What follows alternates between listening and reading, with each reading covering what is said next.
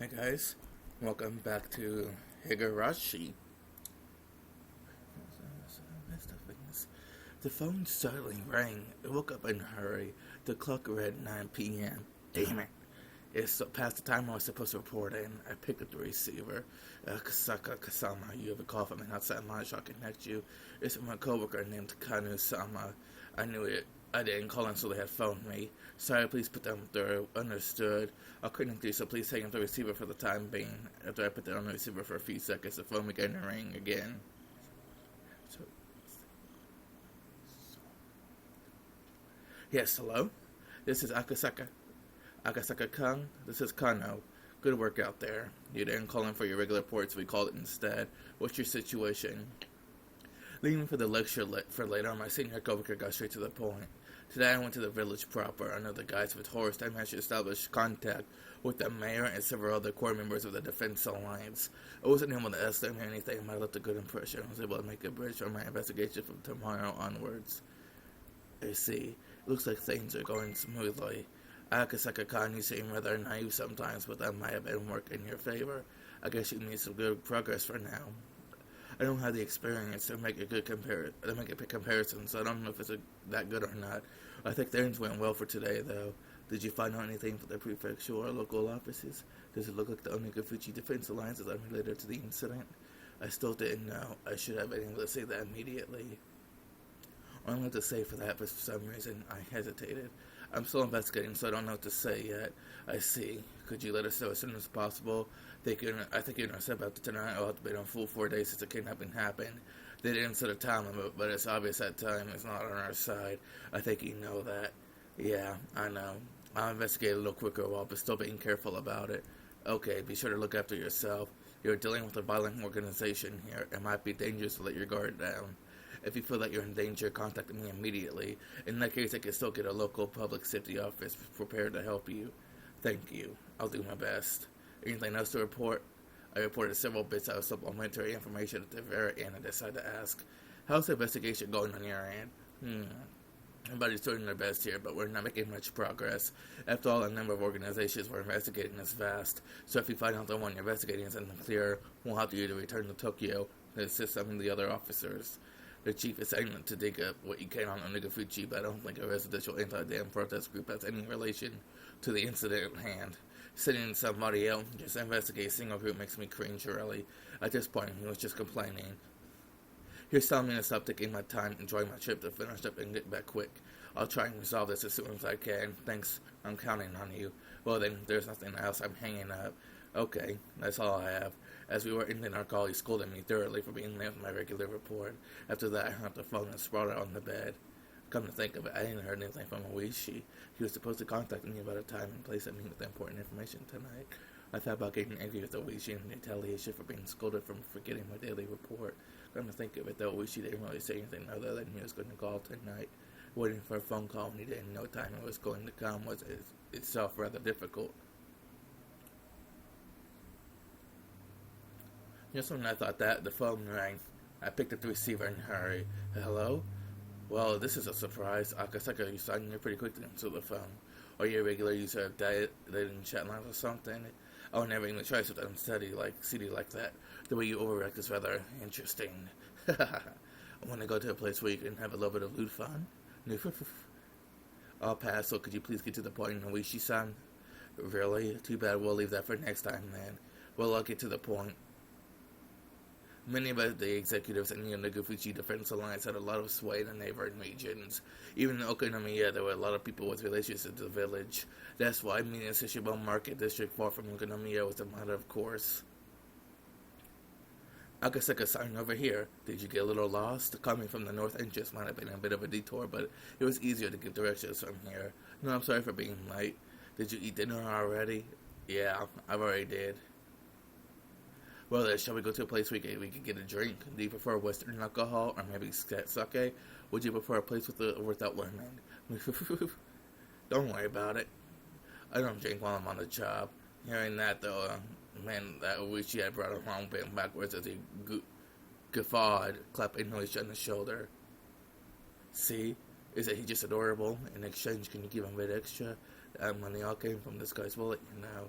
That man always brought seemed almost like a ticket scalper or a bookie. Even his appearance was dubious. The informant grinned deviously. Hey boy, how much did this guy get? Did you give this guy? It looks like they're quite was a bit skinned off the top, I wish his handling fee was included as I took that into account. It seemed that the informant had expected a more extravagant reaction on my part.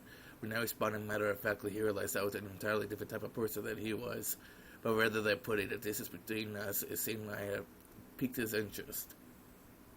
I said it, and he's a serious type, but do you see Akasaka-san? People in the line of work like ours can really use their wealth of experience to their advantage. I'm wondering exactly how the experience of drinking and bar with women would work to my advantage. Wahahaha. The informant, unable to contain himself, clutched his stomach as he guffawed with, whatever, I don't know. He listened to people watching. Oh, lordy.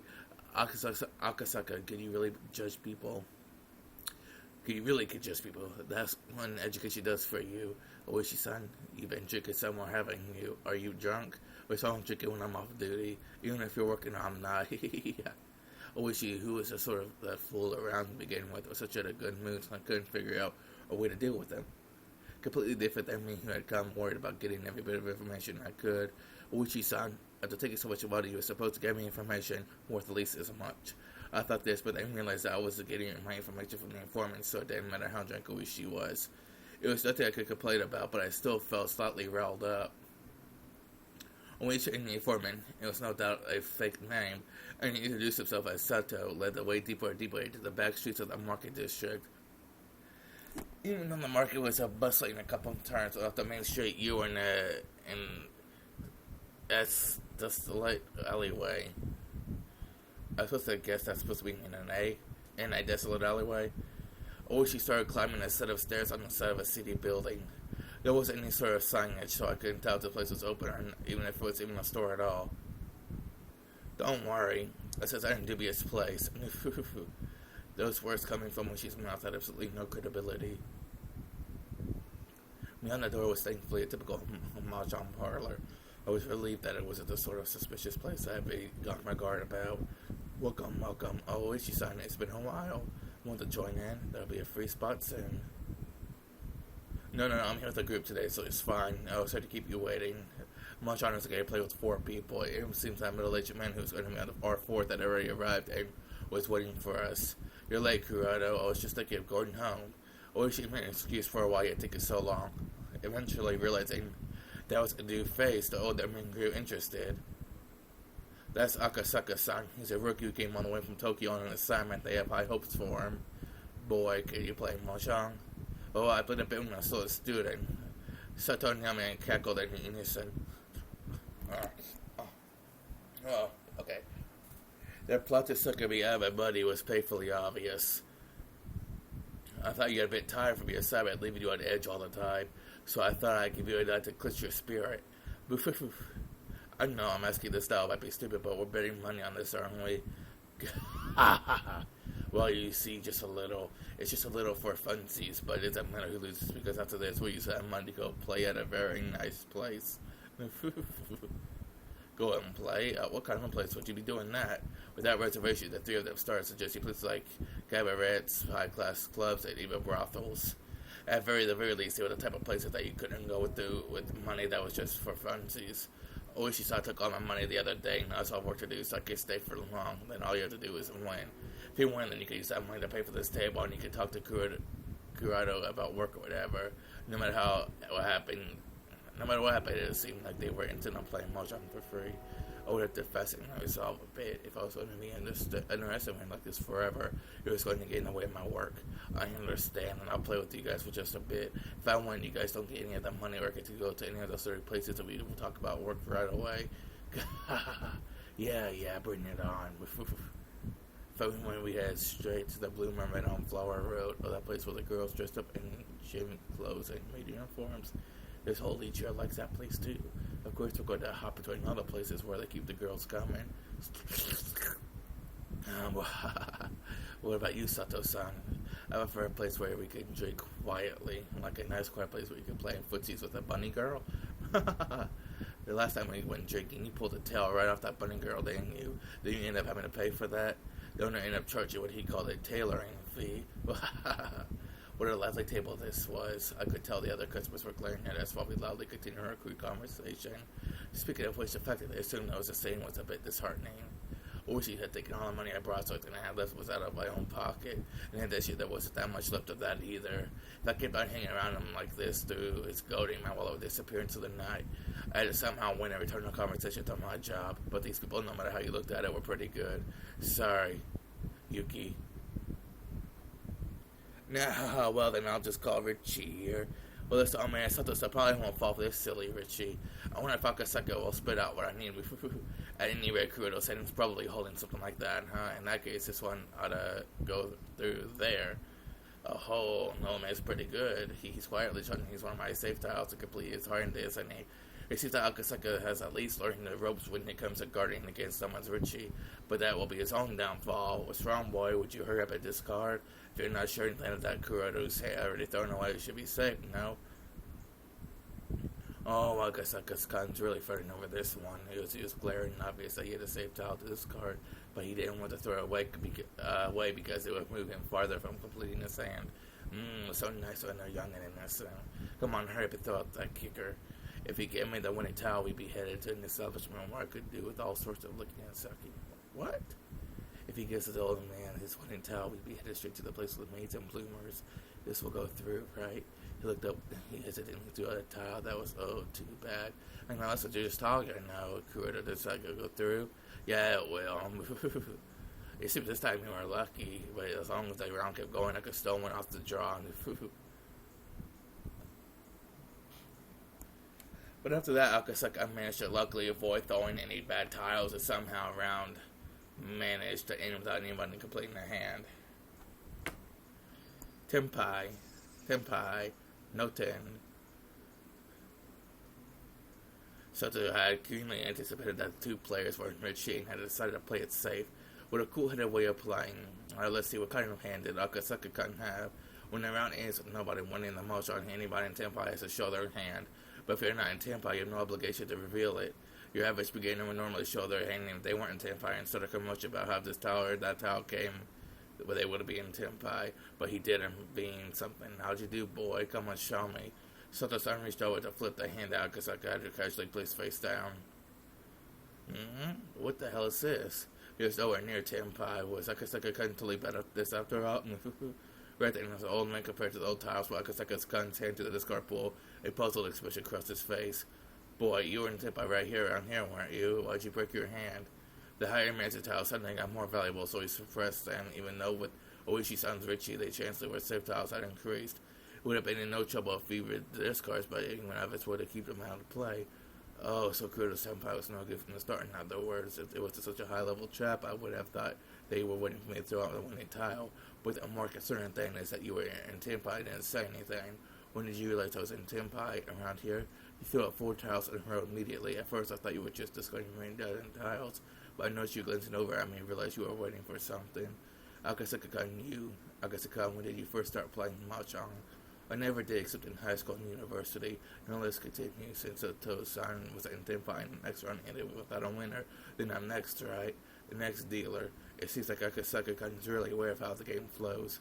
We thought we were just going to eat him alive, but it looks like that wasn't going to be so easy. Oishi-san, looks like you're going for the bamboo tiles. Should I put something in play?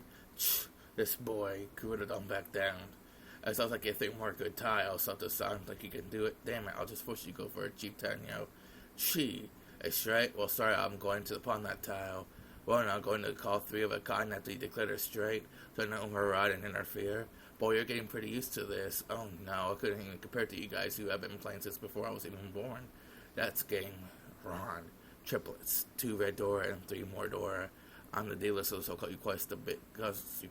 Yeah. Nah, Akasaka-san, you did a nice job. Now we'll have a get serious, won't we? We get serious about handing over your points, so I'm tired, so listen this quickly. Akasaka-kun, this is how somehow unreal.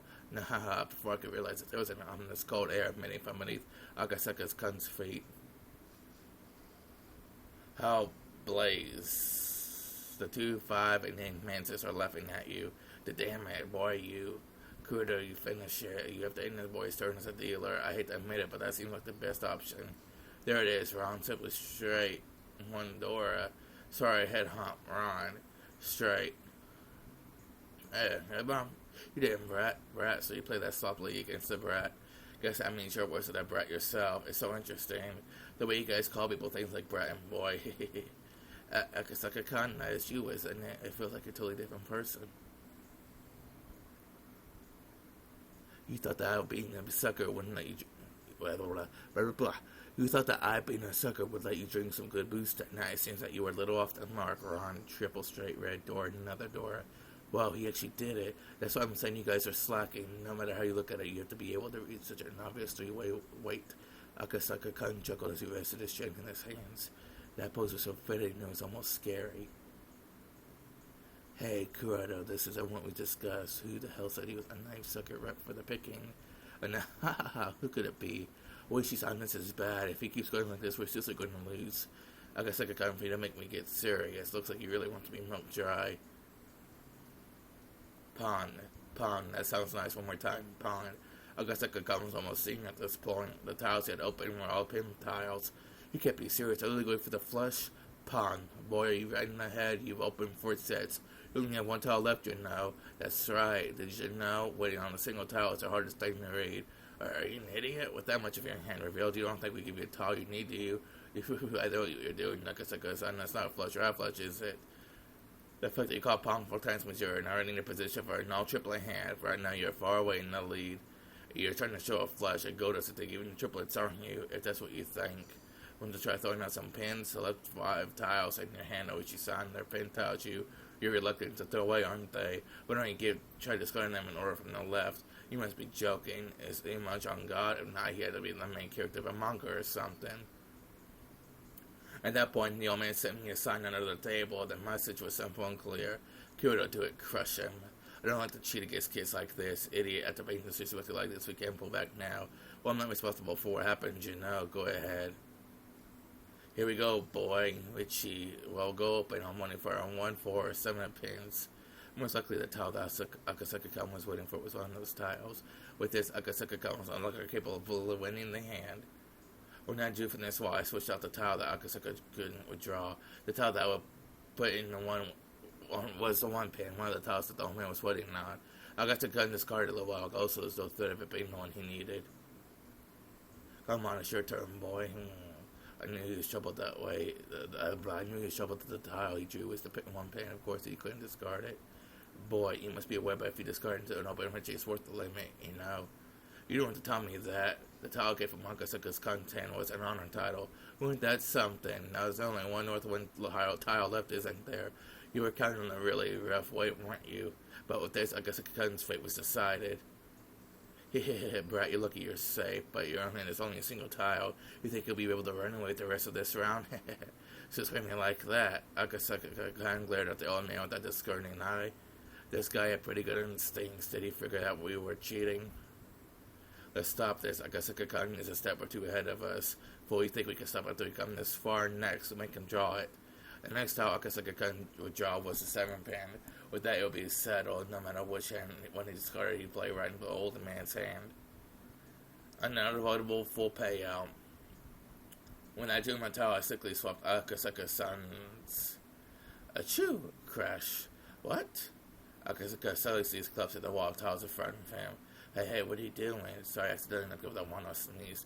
There's a penalty for that, right? I'm the dealer, so 4,000 to everybody, or is it the penalty 9 sticks?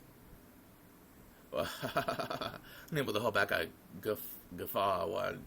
Akasaka-kan, knowing he was going to be cornered a second time and unable to escape, he took the rest measure of knocking over his own wall. You're a good boy to get away from a full payout like that. Uchi-san, could you not bother putting me in such an obvious trap? If we were at the bar by this, would be in the point left of the table. Oh, no, sorry, and I estimated you. For some reason, you're really good, aren't you? To me, honestly, you got a lot of experience when you were younger, don't you? I played quite a bit around Waseda and Takadano Badaba. The place I was accustomed to going out had pretty high rates, so they cheated me out. I made the woman who would become my wife pretty angry, so I washed my hands of it all. Raised the stakes too high. How much were you playing for at the time? It depends on who I was playing with, but it was more expensive when I played it in Kabukicho.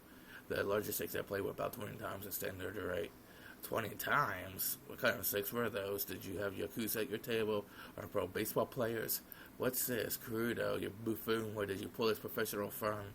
I give up. Jeez. Boy, sure win. I surrender. Thank you very much. It was an honor.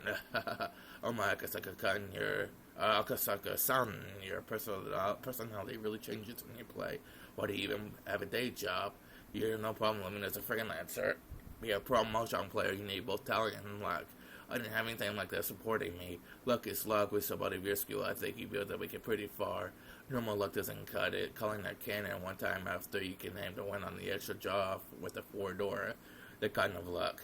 Akasaka kind of can show something like that. You'd already be bordering on the supernatural. No, there's plenty of people who could do that without cheating or superpowers. There was a person I met in Shinjuku who would get Doris every time he blinked. He was as strong as a demon.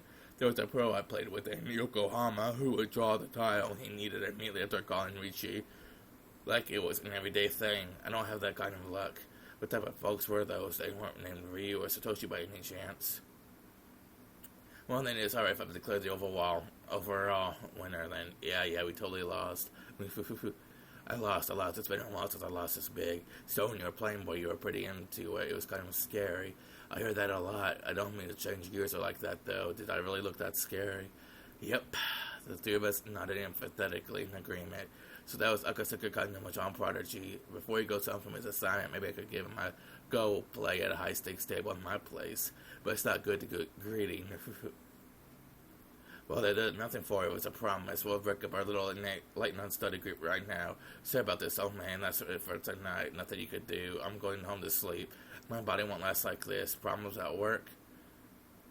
Oh, he's the foreman of the primary construction site at the Himatsubushi Dam, but he's butting heads with the residents every day. It's a rough business. Around next year, I might be in charge of the second side as well. I heard that Kuroda-san was pressing blood. He won't hold out much longer. You'll be alright, old man. Your skull's thicker than it looks. It's not exactly a second, you know. There's times that just makes my blood boil. I especially can't stand dealing with that bratty daughter of Sanazaki's. I think one of these days I'm going to rearrange your face. No. At least like the pay is good, right? I heard the wages were pretty exorbitant, and of course they are. If the pay was cheap, nobody would hang around that god-awful job. Kurudo exactly wanted to be at least going to tell all the villagers to show off. There'll be a notice of eviction from the government, right? Maybe. I wonder what will happen. No man didn't find himself as a foreman of the Himatsubushi Dam, dispute a few complaints until he felt better about it and left quietly. Well, then let's go. I'll leave the rest to Sato's son. Wishy-san, are you going home? I'm fine. If I'm here, I'll just... sorry, guys. I'll just be away, won't I? Besides, all who bought Sato's services was you. I didn't pay for my share. Oishi-san was kind of sketchy, but he was strangely conscious about some things. I felt quite a bit of a gap between myself and Oishi's generation from that part of him I didn't comprehend. And then, boy, no, I can't call him Mr. Mojang here, boy, no more. Is Akasaka-kun alright with you? Yes, said Akasaka-kun. Shall we go? Well, then Akasaka-san, later, if you're having any trouble, you can call me anytime. I don't have any more money to pay you, you know that. You could just give back a little of what I lost tonight. Oh, she certainly saw having had his fill of playing around, but without overstaying his welcome, disappeared into the night. Alright, so probably about halfway through this chapter.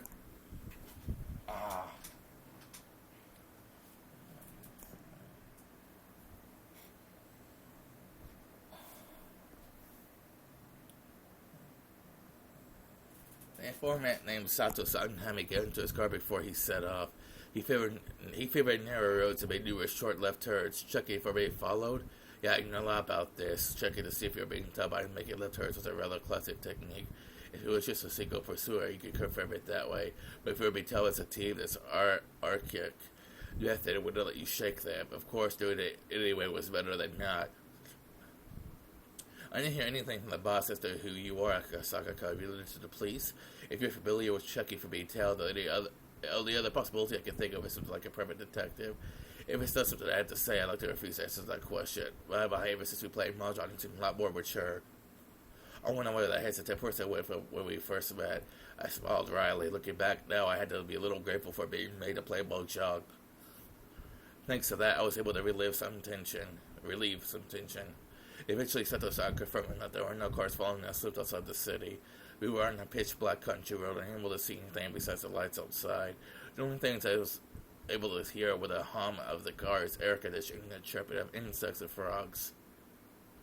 I heard from the boss that he went to hear a bit about Himatsubushi village, yeah. About the old houses, noticed of 3 families who control the place, or that right now is pretty much a Sarazaki family running things. We know that much already. I'll cut the introductions, and if you would, could you confirm or deny if the Fuji Defense Alliance is involved with the kidnapping of the minister and the guy's grandson? Well, Sato-san checked the review mirror one more time to confirm there was anybody behind us for speaking. Last night, the Sarazaki main house held a family council. Did you hear about it from the boss? No. If it was a normal meeting, then it would just be all the relatives coming together over a nice cup of tea or something. But any family council held by the main house isn't quite so relaxed. A family council held by the Sarazaki main house that would be a meeting between those who truly controlled the Himatsubushi village. They wouldn't be talking about private family matters. It would be about the village as a whole, about organizing activities against the dam project. Among other things, if they would be decided there in reality, they were deciding the fate of the village. At the head of the meeting was Oryo Sarazaki, more or less called Empress Sarazaki, as ultimate decision-maker of the clan. She was to be feared and respected.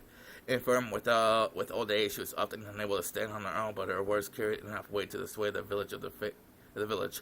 It seemed that lately she had grown weak, and on days where she was feeling well remained bedridden. Family councils that occurred was a feeling what took place with her on the floor. In the middle of the dignified Japanese-style room, still in the futon, lay the upper half of her body sitting upright and a stern look on her face. That was Oryo Sarazaki. Sitting next to her was her heir, Mian Sarazaki. She was still young. No, young was quite the right word. She was a girl who remained childish. Her role was merely to sit beside Oryo. Sarazaki sometimes responded to her request. However, she was the only one deemed worthy to succeed Oryo. She had the same hawkish eyes enough to give pause to anybody who so much looked at them. Much was expected of her in the future, this granddaughter of the Sarazaki's leader. And also on the other side of her sat several other important members of the remaining family, 3 families, the Kimiyoshi family and the Furude family. First on the list for the Kimiyoshi family was, of course, the mayor of Himatsubushi village, Ch.4 Kimiyoshi, and lined up beside him were several more of his direct relatives. Opposite of them sat the other of the 3 families, the Furude family. The Furude family was only compromised of the family of the Shinto priest. The only ones sitting there were said priest, his wife, and the daughter Rika. Rika's was doted on by many of the older folks in their village, and it seemed that Oryo was no exception. While the stress from just attending the family council was said to be enough to shorten your lifespan by 3 days, it seemed like Rika was the only one exempt from that. No matter how charged the atmosphere was around her, she paid it no mind, instead humming along as she doodled in a sketchbook. In fact, the night before, lying on her stomach while humming and doodling, she nonchalantly tucked her legs into the Oryo's futon like it was a kotsatsu.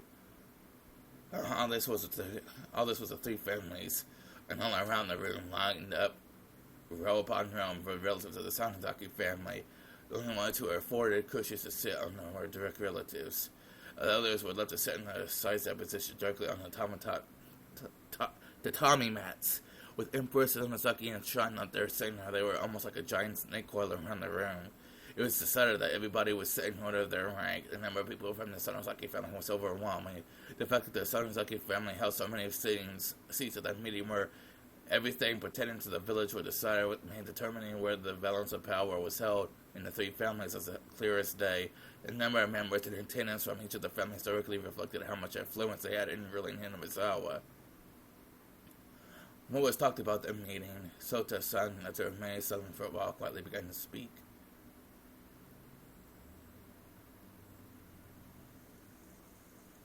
Once our monetary gift of appreciation the media a little large, breaking a long moment of silence was the head of Kimiyoshi family, Kichiro Kimiyoshi. The Fuji Defense Alliance wasn't a business. They were nothing more than a private organization, pushing for the cancellation of the Himatsubushi Dam project with no reliable source of income. Fundraising had always been a problem. When they first started operating, they had managed to collect a sizable amount of funds through donations. But as the conflict dragged on, that amount instead of steadily declining, This is an era where you can get what you want just by throwing rocks. It's very important you don't underestimate the power of the media, even with to borrow some of the down the road. The expressions of the people related to the Sonozaki family were solid, as the ones who suggested that they should borrow that power was the family head, Oryo Sonozaki. The battle wasn't just about force of arms. In a civilized age, there were civilians' methods of fighting. Oryo suggested that creating a strategy incorporating the mass media. Orio's foresight was spot on. The effects of that plan, while at first unclear, slowly began to manifest. If the physical confrontation at the construction site was meant to delay progress on the dam by even one day, then the propaganda war using the media was aimed at attacking the dam project itself. At first, there was those who had doubts about the strategy, but there was nobody now who called those results into question. But in order to maintain those media ties, a colossal amount of money was required. As long as the amount of funds they had was abundant, things would turn out fine. It couldn't have been argued that it was a massive expense, but the results spoke for themselves. But with the conflict continuing to drag on, the circumstances had changed. The head of the Sonozaki family, no, the one who sat at the pinnacle of the Himatsubushi three families, Oryo had suggested the idea herself, so it was already untouchable. It continued to be allowed to be drained from the budget. Nobody acknowledged that it should be allowed, so but nobody could say anything. That was the price of dealing with the mass media. What do you think, Oryo-san? The only person who could object to the plan proposed by the head of the Sonozaki household herself is probably Mira Kimiyoshi, or Oryo, with the hard-to-define expression on her face, as if she surveyed herself with the fetters of immortal emotion and simply listened quietly to Kimiyoshi's words. But really, it was hard to tell if she was quietly listening or didn't even have the intention of listening at all. Last year, we went through a lot of trouble getting people on to wrap their heads around the price tag on the bulletins we were putting out. We convinced them it was just one time, which was if we had another one this year. Right, Furude-san, Maria looked at the priest and his wife and the Furude family for information. The priest gave a vague expression, avoiding a prompt response, but his wife gave her an answer without a second thought. That's right, the cost of the bulletins are a particular harsh burden for the poor families. Everybody is dealing with it for the sake of the village, but it's best we don't increase the prices anymore. The bulletin was, as its name applied, a bulletin published by the Onogufuchi Defense Alliance. It outlined the Alliance's activities, ideals, and resolve, but you could deny the contents were rather piecemeal. That bulletin main goal wasn't to inform people, but rather it was to sell to businesses and people living in the village or connected to it, and using those sales to collect funds. In other words, it had become something of a tax. Of course, it didn't have to be said that this was one of the main sources of the income for the Onogufuchi Defense Alliance. Originally, purchase was supposed to be voluntarily, but it was in Himizawa has suddenly become the opposite. In the neighboring towns as well, it seemed that the many businesses were buying copies just to avoid butting heads with the Alliance. The priest whispered to his wife that I said anything unnecessary, but it was struck down decidedly with a cold glare. Cowering from that glare, the priest shut his mouth. The priest's wife always held the power in their relationship. That was because she was the one who carried the Furude bloodline.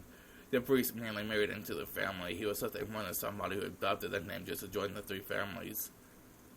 He should have been capable of finding He should have been him to find a spot fairly high up in the hierarchy of things, but the lack of authority in his voice meant that he still not gained any favor.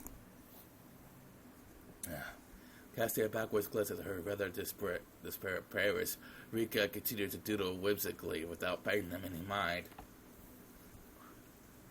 Signaled by a look from Oryo, Mian brought her ear closer to her grandmother. There was something she said to her in a quiet voice. After responding with a couple questions with a nod from Oryo, Mian looked around the room and conveyed her grandmother's words. There will no freeze on the price increase with the bulletin. Kimiyoshi made a face like it had just been something unpleasant, but the expression quickly disappeared like it never happened at all. But Mian-chan, I think you already know this, but the cost of the bulletin is by no means easily affordable. It's a burden carried by everybody in Hinamizawa. If we make people carry too much of that burden, it is possible it will collapse from inside. And who on the inside would start that collapse? Who? I mean it like that. I'm asking who would be the first to buckle. I mean, cross-examined by a girl who still had fragments of childishness remaining within her. The words stuck in Kimiyoshi's throat as he sunk into silence. Mian repeated her question once more, looking around the crowded room. Everybody refraining, making eye contact to avoid being pierced by her gaze. The words she had spoken were unarguably said in proxy for Oryo. That's why when Mian spoke them, they carried the same weight, but the look in her eyes was different. Like Oryo said, a hawkish gaze. Strong enough that anybody looking upon them would freeze in their tracks and yield, but that gaze was without question one that belonged to Mian herself, as Mian would eventually inherit everything from Oryo. The day when she would stand up as a young and capable leader in her own right would come. Nobody wanted to believe otherwise for even a minute. That's why nobody even thought of me as just some sort of little kid. Himayoshi said nobody would lose a resolve over something like a price tag on the bulletin. Himayoshi, while grumbling a little bit, made her get started to say he had no objection. The expenses related to the massive media will continue. As those expenses become too much, we'll have no choice but to continue with the high price hikes. None have rendered her judgment. Everybody bowed their heads silently listening to her words. In the name of that Miya Sonozaki is acting head of the Sonozaki family, I hereby declare that all this shall be effective immediately. There shall be no objections, and any opposite shall be removed by force. The formal decree was read aloud, indicating her judgment. There will be no retiral, but there is a certain authority behind those words that even a court else couldn't compare to. If she was a judge, she wouldn't have banged her gavel, signaling the matter was settled. But Mian pulled out a large bell from inside her clothes and rang it. Everybody present could only prostrate themselves before the harsh sound of the bell.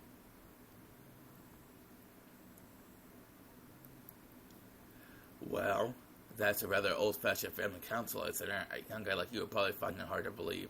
In an antique place like this, these types of things have firm roots.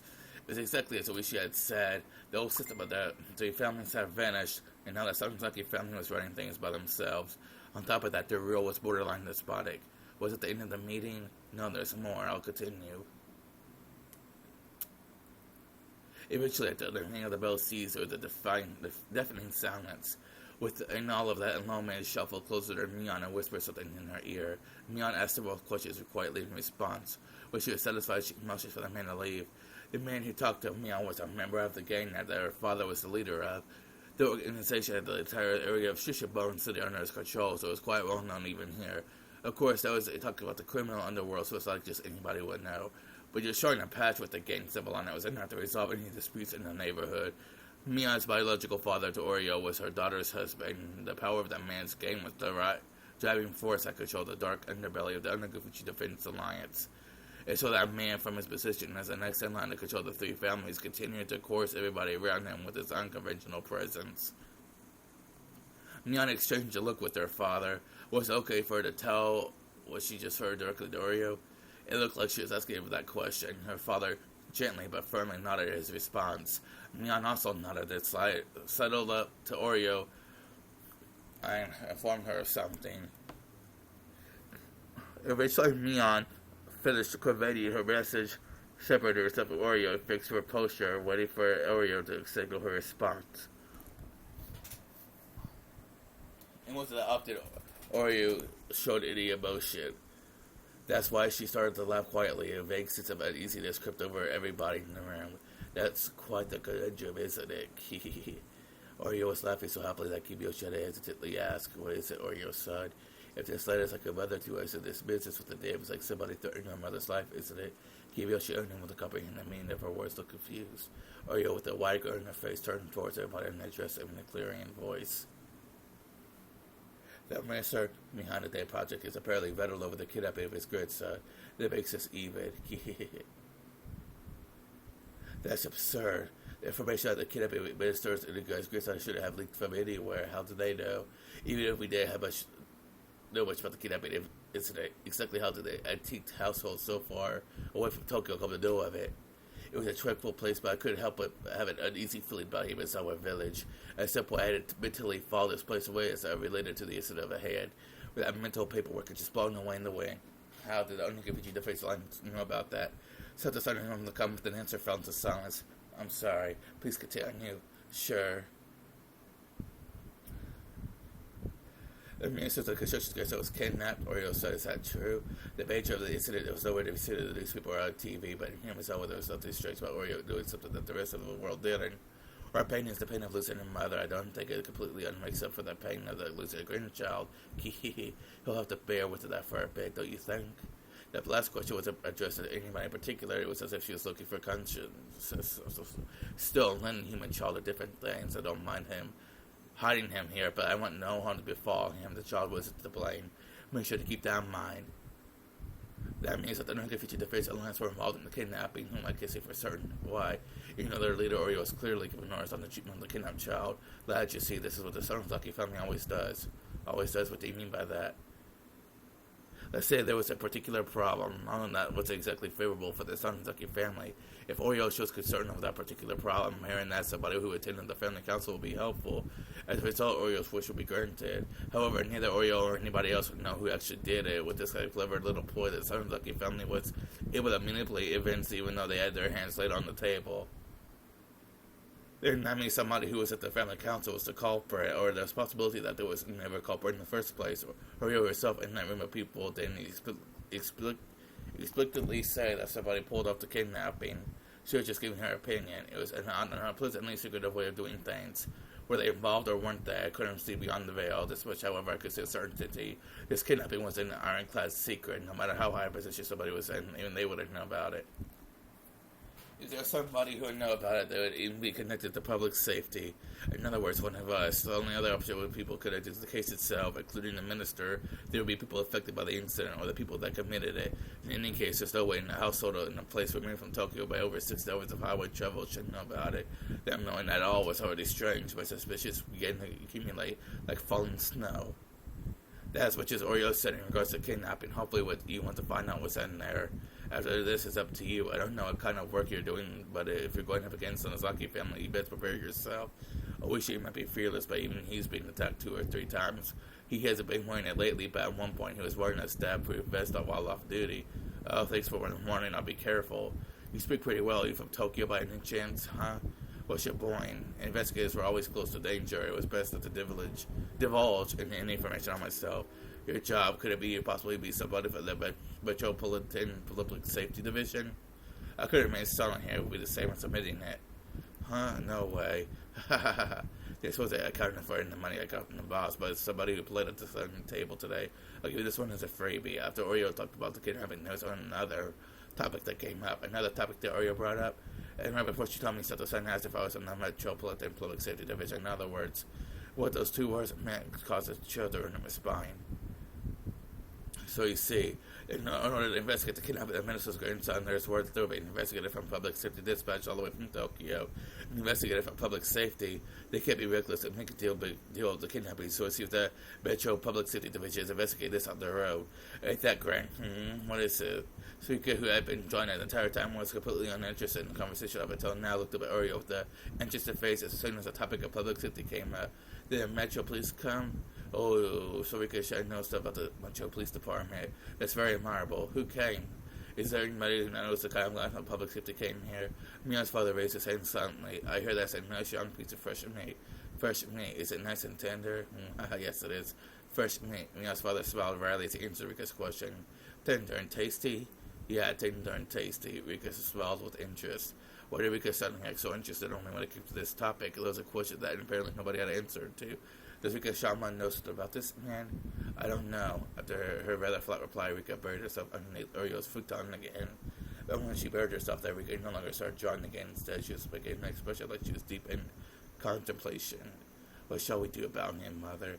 Mia's father posed the question. He had the type of uncouth expression on his face, indicating that given the order, he could step the problem out any time. He came all the way to Himatsubushi. I let him take it easy for a while. So you say, let's just let him go around as he pleases? Mia's father asked in response. Oreo smiled dimly as she responded. Leave him alone, but if he starts causing to his mischief, when that happens, don't hold back. If I don't enjoy being taken lightly. Is that what they talked about apparently? It couldn't be that you're the fresh meat for the Metro Police, are you? It couldn't be. That's just a cold, bristly fear began to crawl its way back up my back. This filming council took place last night, in other words, yesterday and today when I was dressed up as a tourist. Headed towards Himatsubushi when my cover was already blown. I remember the first person I met when I go to the bus stop, I couldn't breathe. The person at the family council who expressed interest in a man who be dispatched for the Metro Police, Rika Furude, and then the person who was waiting for me the whole time in the bus shelter, Rika Furude. It was an unthinkable and dimensional. It was a delusion. When we already met the bus shelter, did Rika generally know my true identity? Did she know I was Akasaka dispatch from the Metro Police Department had come to meet me? Then including American Miyoshi, every villager that I met, everybody knew just pretending not to, because Oryu had been given instructions not to interfere. Thinking about it logically, it didn't seem possible. I met quite a number of people. If there's people that are good at acting, there's people who are better at hiding things. If there was that many people, there should be been somebody among them who knew us for public safety and couldn't hide their hostility. However, I didn't feel any prejudice like that, but even still, why did Oreo tell them to leave me alone? Was it because they were careless about it? It really raised more suspicion? Or was it because they believed that he wouldn't be able to find anything? Akasaka is a coward, and called that strange voice, which could only make me believe that Rika Chen had been possessed. That unknown identity, that no matter how you looked at it, knew my true identity from the get-go. And then how did it get warm me again? That's right. It warned me to hurry up and go back to Tokyo. Instead of the realistic worry that the Onikafuchi Defense Alliance had discovered my identity, the absurd worry brought on by the unknown girl struck me with more. What exactly was that girl? What was that thing I would eventually regret? That mysterious girl, Rika Furude. Let's stop this. Everything now is speculative right now was something like conjecture. Tomorrow, the first thing in the morning, I'll report everything I heard from my nose of the HQ and wait further orders. There was no mistake that the possibility that the Onikafuchi Defense Lines were related to this case was there, and the fact that my cover was blown meant I was at a precarious position. Because everybody at HQ was already extremely busy and unable to spur the support. Is that everything? If you want, I could drop you wherever you like. Sorry, in that case, the station where we originally met, please. A real road where even the street light was rare. I couldn't see anything. I wasn't aware of anything but the asphalt that was lit up by the headlights. Outside of that light, was it simply darkness, or was there something lurking there waiting to strike? I had to think I drew the short straw here. I wanted to go back to Tokyo. For some reason, the voice of the girl warning me to go back to Tokyo still lingered in my head.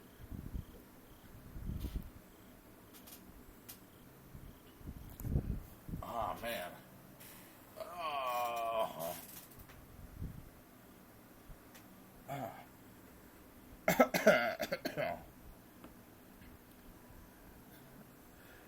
Okay, guys, I've ended the video here, and I will see you guys later.